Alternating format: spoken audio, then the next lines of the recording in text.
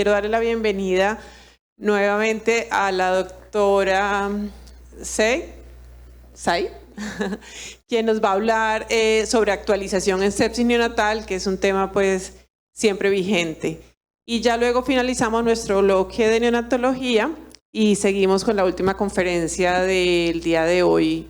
Entonces vamos a hablar un poquito acerca del manejo de la sepsis neonatal y algunas de las últimas recomendaciones que han salido a la luz en el 2020, tanto por parte de la Academia Americana de Pediatría y el Colegio Americano de Obstetricia y Ginecología. Estos son los dos organismos que regulan mucho de esto. Yo sé, no tengo ningún conflicto financiero. Bueno, objetivos del aprendizaje. Vamos a describir las recomendaciones para la identificación y tratamiento de neonatos en riesgo de inicio temprano de sepsis y específicamente de enfermedades de strep B. Identificar los signos y síntomas de la sepsis neonatal y aprender a utilizar herramientas validadas para determinar la certificación del riesgo y las recomendaciones para el manejo de la sepsis de inicio temprano. Voy a iniciar con un caso. Podemos ver que un bebé a término que nace a las 40 semanas y un día por parto vaginal. Vemos que fue un embarazo no complicado, parto no complicado. La madre era GBS positiva, recibió 7 dosis de penicilina. Sí tuvo una ruptura prolongada de la membrana durante 24 horas y desarrolló una temperatura de 100.8 antes del parto. El bebé tenía buena apariencia al nacer. Apgars de 8 y 9 y a las 4 horas de vida se llamaron a la UCI porque la bebé tenía algunos ruidos leves, así que lo trajimos a la UCI para una evaluación posterior y hicimos evaluación de sepsis que incluía punción. Iniciamos con cefapina y este bebé rápidamente escaló y requería soporte respiratorio y pasó de CPAP al ventilador, al oscilador, a poder requerir óxido nítrico inhalado, todo en 30 minutos. El bebé después desarrolló shock séptico y fue puesto en EPCO. Se llevó al Children's National a las 12 horas de nacer. Como pueden ver, este bebé estaba muy enfermo. Este era mi bebé que yo había ingresado hace unos cuantos meses, por tanto yo era la que estuvo aquí en el parto de ese bebé. Bueno, simplemente comentarles un poquito acerca de la epidemiología. Vemos que la incidencia en los Estados Unidos de la sepsis oscila entre 1 a 5 casos por mil nacidos vivos. A nivel global, esa incidencia ha incrementado a 22 casos por mil nacidos vivos, con una mortalidad asociada del 11 al 19%. Esto a nivel mundial sigue siendo un problema que tiene una alta tasa de mortalidad. Esto se traduce a una incidencia mundial de más de 3 millones de casos de sepsis neonatal por año y es responsable de 430,000 fallecimientos. Estos son datos del 2013, pero nuevamente, si aún así representa el 15% de todas las muertes neonatales. Ciertamente es muy común, es algo que necesitamos tener cuidado para un tratamiento temprano. Bueno, la sepsis de inicio temprano, simplemente para las definiciones de una sepsis que se da entre el día de vida 0 y 6. Una enfermedad de strep B de temprana se presenta como bacteria, así que hay que aislar la bacteria en sangre sin ningún otro foco y así podemos aislar el strep grupo B, el cual crece rápidamente en la sangre en el 100% de los casos. La meningitis clínica se identifica solamente al 10% de los casos en enfermedad de inicio temprano, lo cual es diferente a la enfermedad de inicio tardío, en los cuales la meningitis es mucho más común. Por tanto, la incidencia del strep grupo B y el motivo por el cual nos enfocamos en esto es porque sigue siendo el patógeno número 1 en el bebé a término, que es el responsable de la sepsis de inicio temprana, y la incidencia es de 1.8 casos por 1,000 nacidos vivos hasta aproximadamente 2.5 casos por 1,000 nacidos vivos de 1990 al 2018. Por tanto, hemos hecho muy buen trabajo reduciendo la incidencia de strep del grupo B de inicio temprano, y eso es por el uso de profilaxis antiparto que están colonizados con strep grupo B. Vemos que la enfermedad de inicio tardío de GBS, es decir, cualquier infección que se da de los 7 a 90 días de vida, es algo que no ha sido visto afectada por la administración de ese antibiótico profiláctico, con la incidencia promedio de 3 casos por cada 1,000 nacidos vivos en los Estados Unidos. Vemos que aproximadamente 930 bebés tienen GBS de inicio temprano y otros de inicio tardío. Y bueno, para aquellos bebés que sí desarrollan GBS, de 2 a 3 en cada uno, aproximadamente el 6% de los bebés pueden fallecer, lo cual es que, dado los avances que hemos hecho, sigue siendo demasiado. Bueno, como hablamos de sepsis de inicio tardío, ocurre desde el día 7 al día 89. Vemos que la patogénesis de la enfermedad de strep grupo B de inicio tardío es más que todo por invasión de esterocitos que están predecidos por colonización faringeal durante el parto, generalmente.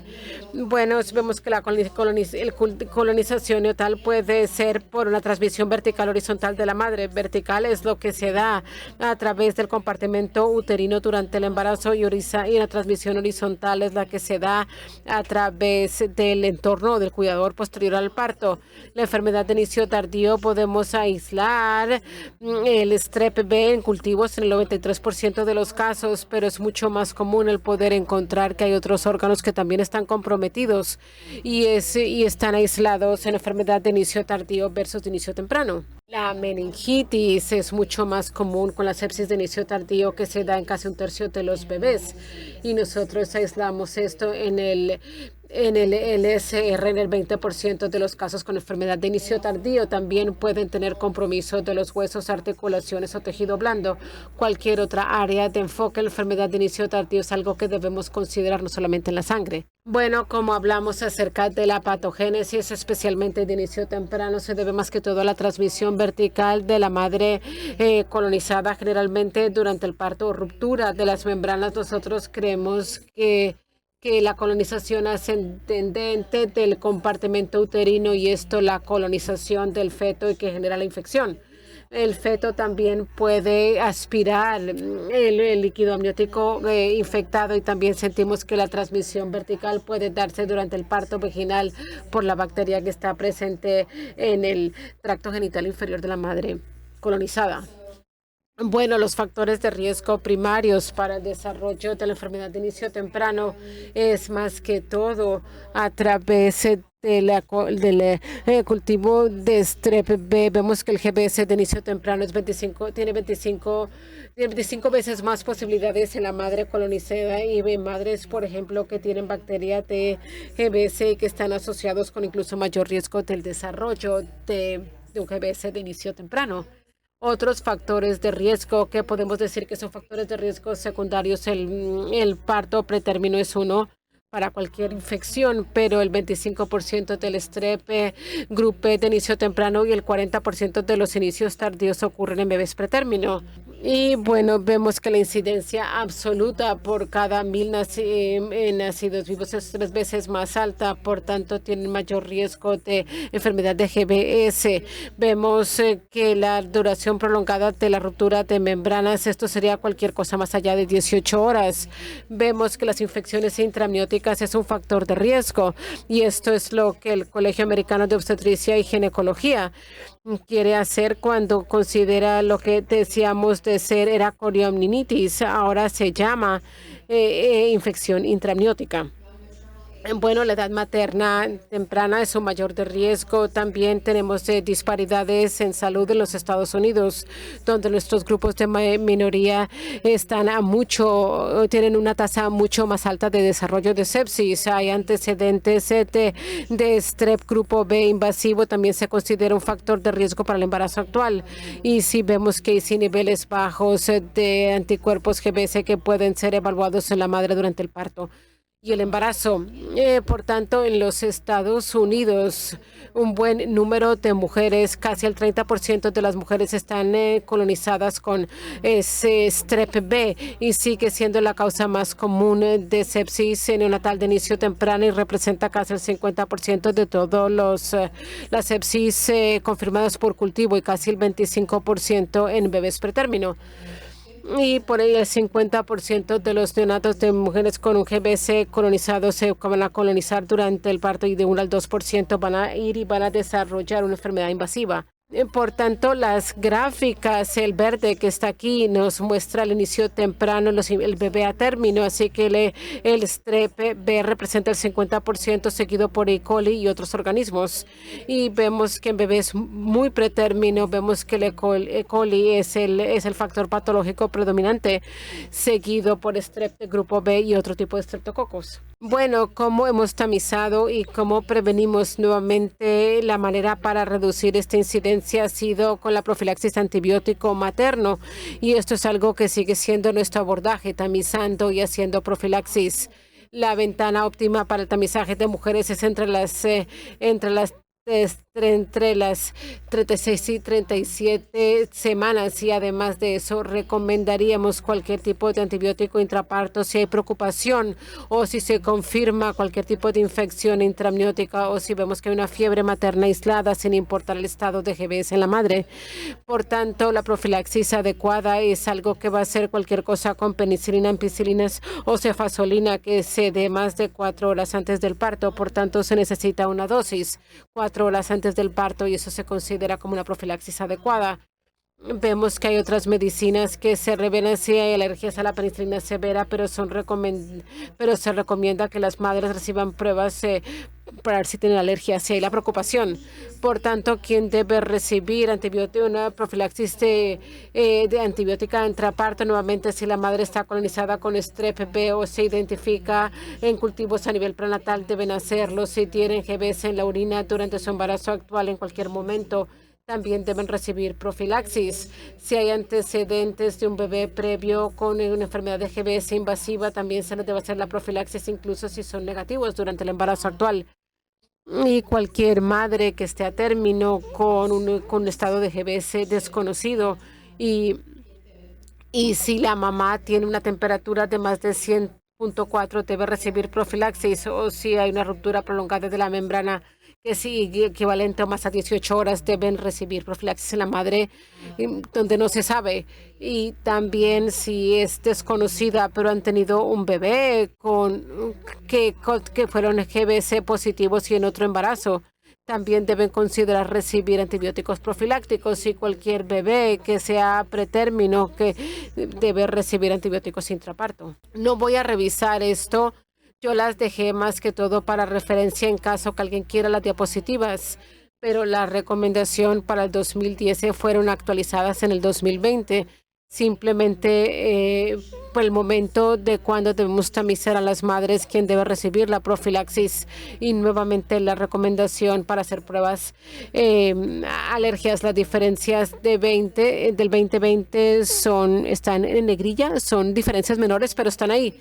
La evaluación del neonato, que es lo que vamos a hacer ahora, y es algo que ha cambiado mucho de las guías del 2010 a las guías del 2020, donde vemos que ya no hay una recomendación para utilizar de manera rutinaria un conteo de glóbulos blancos, y también recomendaban uno de 3 abordajes para observar al bebé, y vamos a hacer cada uno con el caso que les mencioné previamente, pero pueden utilizar cualquiera de los 3 abordajes y yo les voy a mostrar lo que utiliza nuestro grupo. Lo más es que utilizamos algo lo importante es utilizar algo de manera consistente, así que lo que su grupo decida, quien sea que maneje los neonatos, tanto los enfermos como los sanos, estas son las guías que vamos a revisar en un minuto.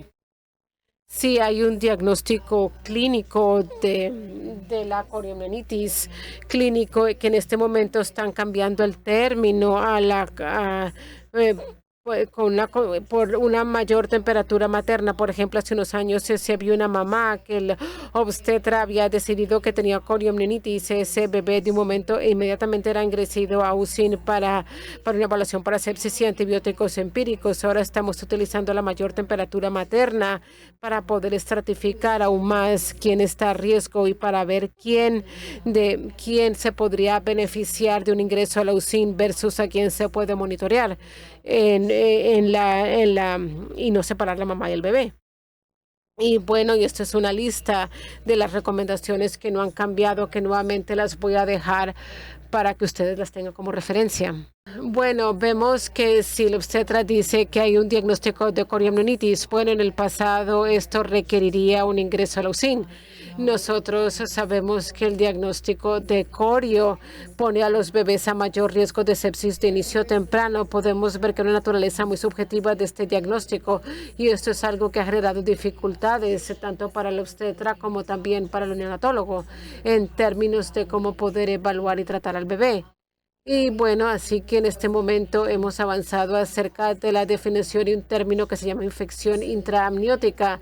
El diagnóstico definitivo se hace ya sea con un líquido, un análisis del fluido amniótico o también un cultivo de la placenta, pero se puede considerar que una sospecha de una infección intraamniótica por una temperatura materna mayor de 100.2, una combinación de fiebre, la madre de 100.4 a 102, que se presenta en combinación con leucocitosis materna, un alto conteo de glóbulos blancos en la madre, si hay descarga de la madre o si hay evidencia de taquicardia fetal durante el monitoreo fetal antes de que el bebé nazca.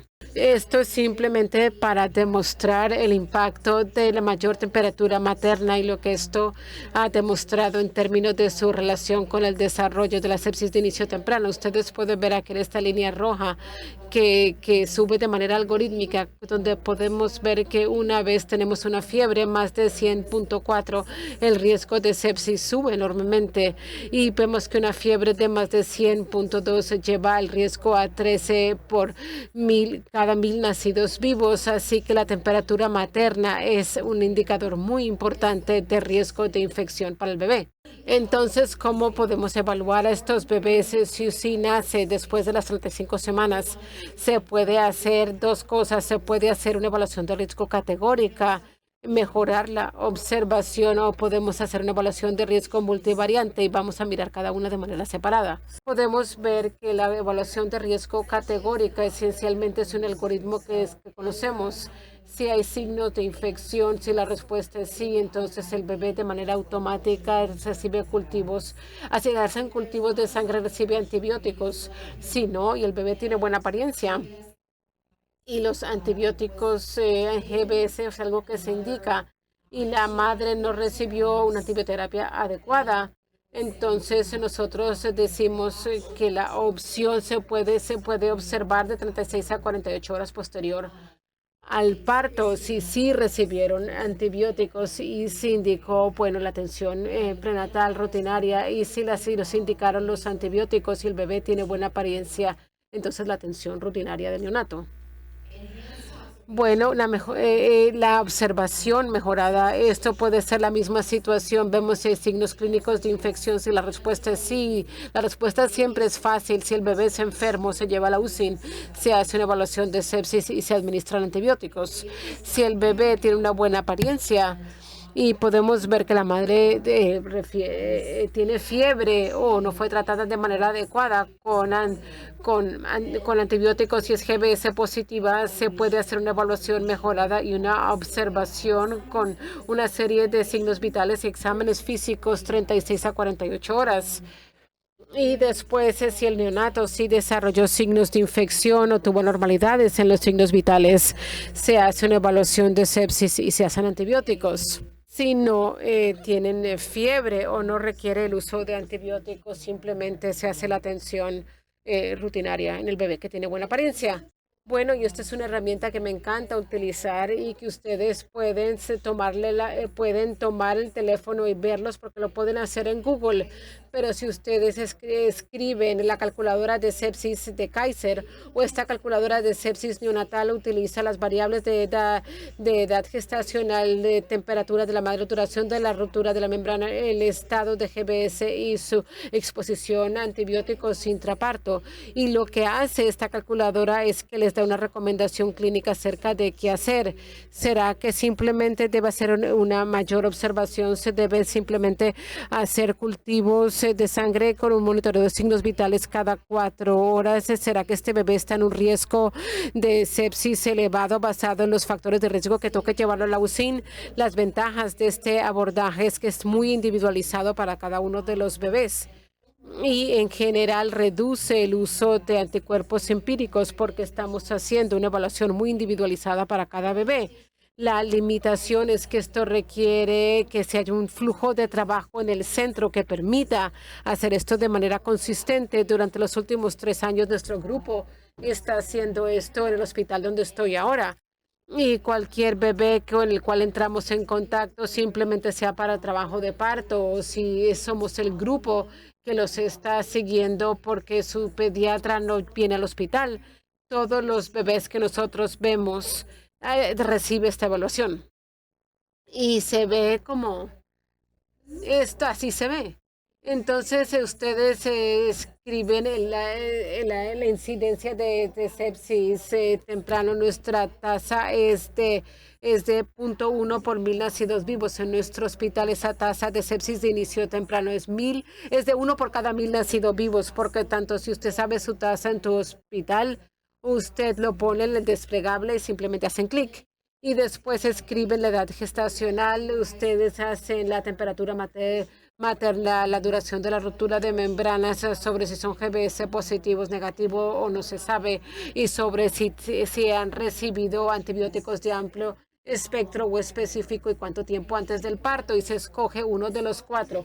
Esto me toma para cada bebé aproximadamente 15 segundos.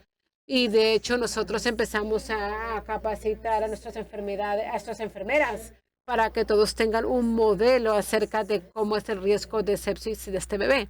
Y lo que hace es que ahora les muestro, pero les da estas recomendaciones. Y yo quiero retomar, pero quién debe ser tamizado y cuándo. La mejor manera de utilizar esta herramienta es tamizar durante la primera hora de vida, porque en ese momento no quedamos atrás. Si el bebé está enfermo, tenemos el conocimiento de que fue un bebé de mayor riesgo y lo que seguramente debemos hacer para el bebé.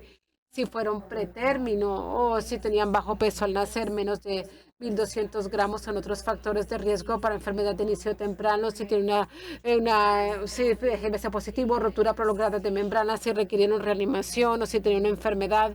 Bueno, esas cosas más sencillas y sabemos que requieren una evaluación si había antecedentes de infección amniótica o alguna preocupación. Estos son bebés que deben ser tamizados de manera inmediata. Si hay fluido amniótico que está afectado por meconio, sabemos que hay problemas. Taquicardia fetal muestra que puede haber sufrimiento fetal y infección, y también las múltiples gestaciones están en mayor riesgo. Estos son los bebés que deben ser tamizados durante la primera hora de vida. Claro, si cualquiera de las anormalidades en los signos vitales durante las primeras 12 horas posteriores al nacimiento también deben ser tamizados utilizando esta herramienta. Y bueno, otra parte que es interesante es que describe cómo se ve una enfermedad clínica, cómo se vería un examen equivocado y cómo se ve el bebé que está de buena apariencia, lo cual es fácil.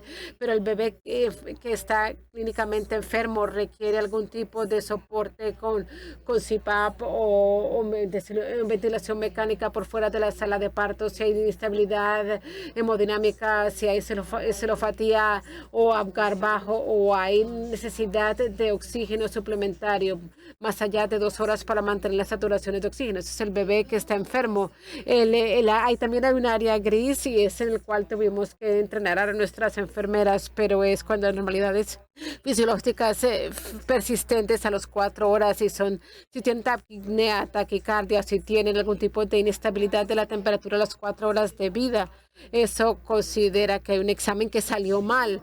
Si tenemos 2 o más anormalidades a las 2 horas de vida, eso también significa que hay un examen, que el examen quedó mal, y el motivo por el cual esto es importante les voy a mostrar, pero nos ayuda a determinar cuál es el riesgo del bebé y cuáles son las recomendaciones. Bueno, para los bebés que tienen menos de 35 semanas de gestación, los factores de riesgo para el inicio de enfermedad de inicio temprano son parto pretérmino, ruptura prolongada, insuficiencia del cuello. Por tanto, si es un parto pretérmino espontáneo, son los bebés que seguramente deben ser tamizados por sepsis y tratados de manera empírica con antibióticos. Sin embargo, hay un riesgo mucho más bajo si el motivo por el cual el bebé entró a trabajo de parto fue por preeclampsia materna, por ejemplo, y el bebé nació de manera prematura.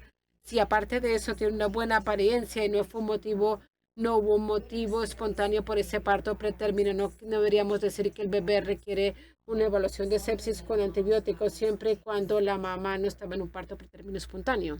¿Cómo se ven estos bebés? Tienen anormalidades en los signos vitales, tienen falla respiratoria, pueden tener hipotensión, perfusión, deficiencia, pobre gastrourinaria, tolerancia a los alimentos, letargia. La evaluación diagnóstica. Generalmente utilizamos pruebas aunque no tienen marcadores específicos pero pueden ser buenos para poder ver si una tendencia a la respuesta inflamatoria. Generalmente es bueno hacer un examen, un hemograma por el conteo de neutrófilos, que sabemos que se incrementa posterior al parto. Bueno, los cultivos, la punción normal y la aspiración y un RX de tórax también se pueden indicar, y para la enfermedad de inicio tardío podemos incluir un cultivo de orina u otro tipo de análisis, por ejemplo, si hay derrame, si hay cualquier tipo de derrame o lesiones.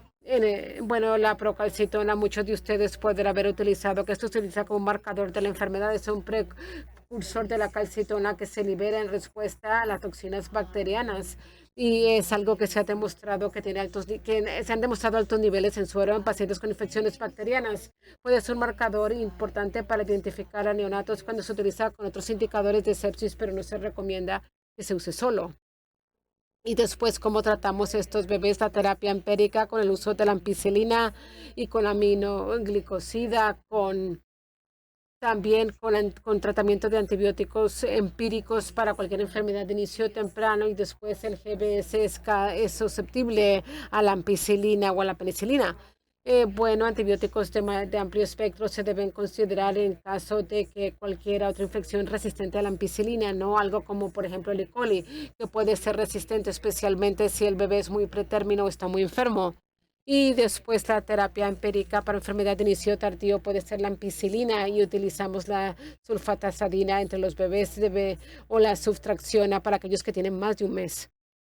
Bueno, la duración de la terapia es algo que depende del organismo que está aislado, así como el sitio, así que puede ser de 7 días a 6 semanas, no dependiendo en el sitio del organismo. Bueno, entonces voy a regresar brevemente a nuestro caso. Podemos ver que este bebé era GBS positivo, tenía una ruptura prolongada y la mamá tenía una temperatura de 100.8. Si utilizamos el primer abordaje, que es la evaluación de riesgo categórico, inicialmente el bebé tenía buena apariencia, no había signos de infección, la mamá sí tenía una temperatura. Por tanto, este bebé se hubiera recomendado el uso de una evaluación categórica para hacer cultivos e iniciar antibióticos. Si el bebé está enfermo, también hubiéramos dicho inicie los antibióticos. Con la observación mejorada, si el bebé tiene una buena apariencia, así como al nacer, y la mamá tenía una temperatura, fue tratada adecuada para GBS, pero su temperatura era de 100.8. Entonces hubiéramos ido y decir que íbamos a observar al bebé si había signos de infección y después iniciar antibióticos empíricos. ¿Qué fue lo que pasó? El bebé el bebé fue tratado de manera apropiada a las 4 horas. Si el bebé hubiera estado enfermo al nacer, hubiera sido más fácil. Esto es cuando yo conecté todas estas cifras dentro de esa herramienta que tenemos utilizando 1 por cada 1000 nacidos vivos, edad gestacional, estado de GBS, ruptura de membranas y temperatura materna máxima. Esto es lo que sale, así que ustedes pueden intentarlo en sus teléfonos. Pero en el bebé de buena apariencia, sin cultivos, sin antibióticos, si hubiéramos recomendado los vitales cada 4 horas durante 24 horas. En el examen, que se acuerdan que hay dos anormalidades en signos vitales a las 2 horas o una a las 4 horas o algún tipo de alteración respiratoria.